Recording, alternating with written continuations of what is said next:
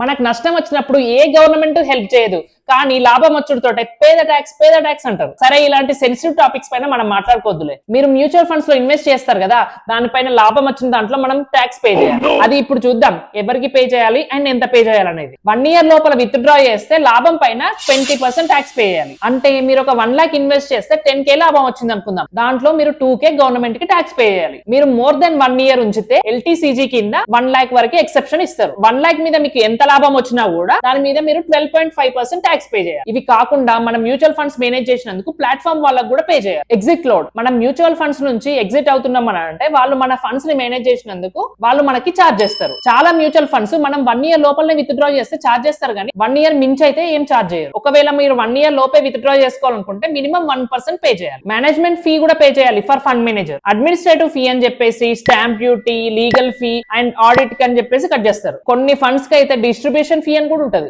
ఇలా మన ప్రాఫిట్ లో నుంచి చాలా కట్ అవుతాయి. ఈ డిడక్షన్స్ అన్ని మీరు యూజ్ చేసే యాప్ లో ప్రతి మ్యూచువల్ ఫండ్ దగ్గర మెన్షన్ చేసి ఉంటాయి. అవన్నీ ముందే చూసుకొని మీరు ఇన్వెస్ట్ చేయండి. సిప్ అనేది లాంగ్ టర్మ్ కదా, లాస్ట్ లో మీరు తక్కువ వచ్చిందని ఫీల్ అవ్వకుండా ఉండాలి. మ్యూచువల్ ఫండ్స్ లో 2 types ఉంటాయి, డైరెక్ట్ అండ్ రెగ్యులర్. వాటి గురించి డిస్కస్ చేయాలంటే MF అని కమెంట్ చేయండి. I will make a video on it.